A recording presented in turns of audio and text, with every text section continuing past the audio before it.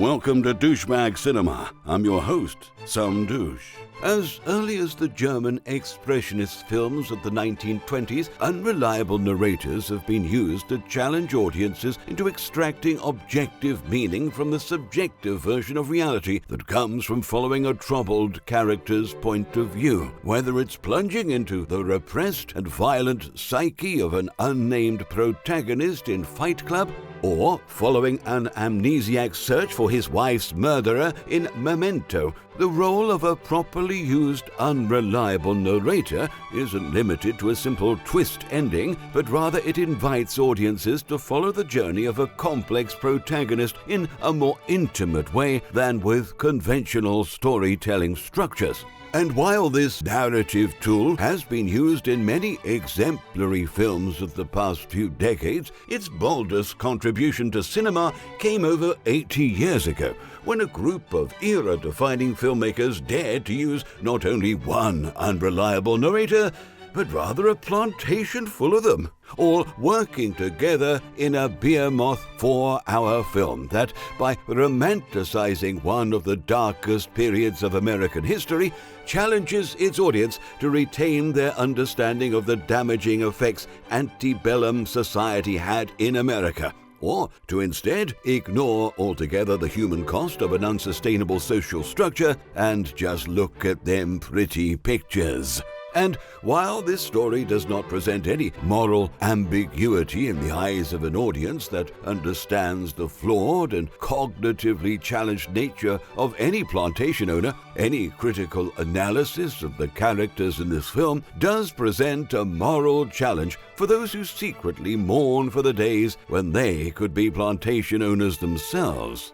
In no other time has cinema presented such a challenging premise to a morally conflicted audience as it did with the American Civil War era epic Gone with the Wind.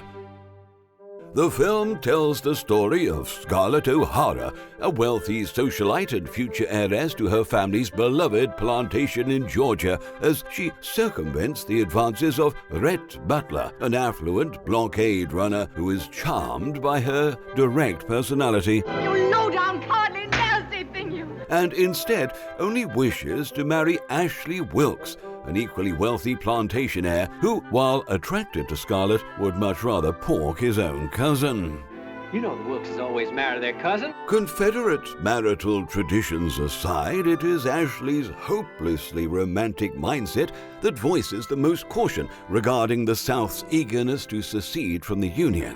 Most of the miseries of the world were caused by wars. And when the wars were over, no one ever knew what they were about. An anti-interventionalist sentiment echoed by Rhett Butler himself, albeit from a more cynical point of view. The Yankees are better equipped than we. All we've got is cotton and slaves and arrogance. Despite that sobering assessment, when the war is finally declared, the news isn't met with any reluctance from the Southern gentleman, but rather childlike, feverish joy. It's war, Miss O'Hara, and everybody's going off to enlist. They're going right away. I'm going too. Like a feisty chihuahua, unable to grasp the meagerness of its diminutive size, so does the newly formed Confederate Army race to battle a military force they've been warned they could never defeat, with predictably dire results. You can tell your grandchildren how you watched the old South disappear one night. The tone in the scenes depicting the defeat of the Confederate Army is designed to help the filmmakers with the challenging feat of creating empathy for the affluent people owners, characters that by definition no sane viewer would be able to identify with on their own.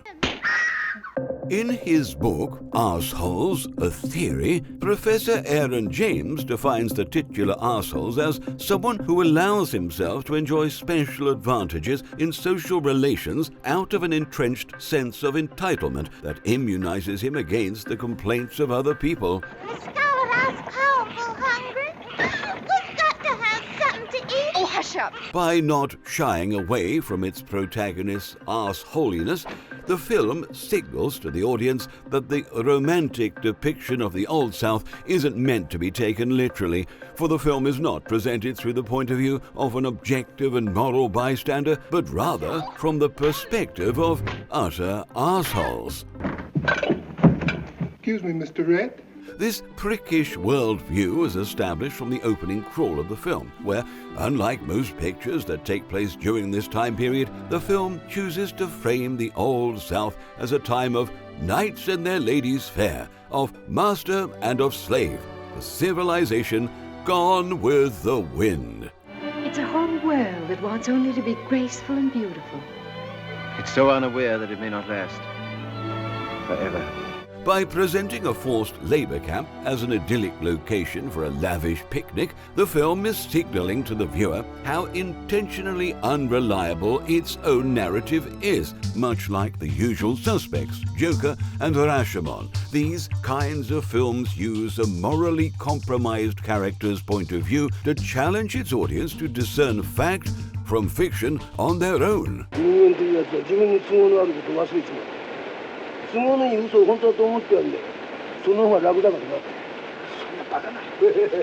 In his writings about this matter, Professor Ansgar Nunning states whether a narrator is called unreliable or not does not depend on the distance between the norms and values of the narrator and those of the implied author, but between the distance that separates the narrator's view of the world from the reader's world model and standards of normality. Since by the time the film was released in 1939, the consensus in the United States was that neither being owned by another human being was something one should be fond of, nor that the antebellum South represented the height of American civilization. It is sensible to conclude that when the characters in the film do not reflect those standards of normality, they are, by default, unreliable AF. Scarlett, I will not make money out of the enforced labor and misery of others. You weren't so particular about owning slaves. That was different. We didn't treat them that way.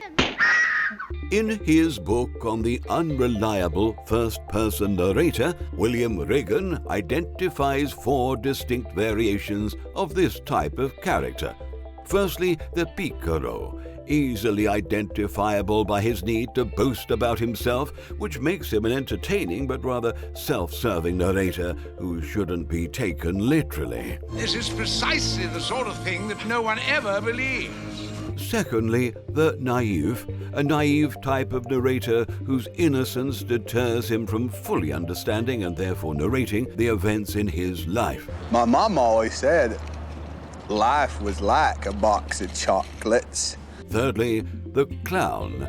Known for being farcical, they do not take their own narration seriously and consciously play with both truth and the audience's expectations. It's springtime for Hitler and Germany.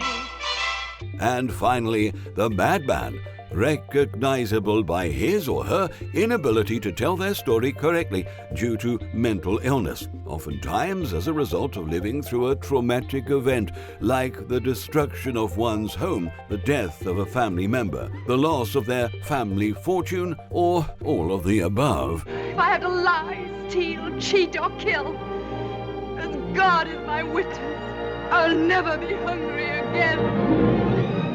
Like a phoenix rising from the ashes, while somehow learning nothing from how the fire started in the first place, so do Scarlett and her loved ones rise to the challenge of making a cotton plantation profitable, while still hoping to avoid any physical labor themselves. When I think of picking cotton and plowing just to keep food in our mouths, I could just... Oh, my darling.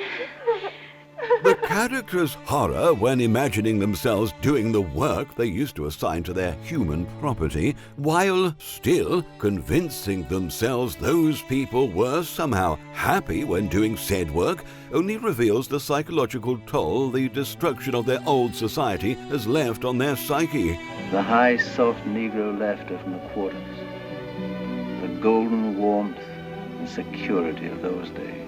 In his book, Regan further explains that The madman's narrative is extremely unreliable in rendering an accurate picture of the occurrences and actions which constitute his story, and also in the valuative and evaluative interpretations which he places on those elements of his narrative. I got no room for any southern scum alive or dead.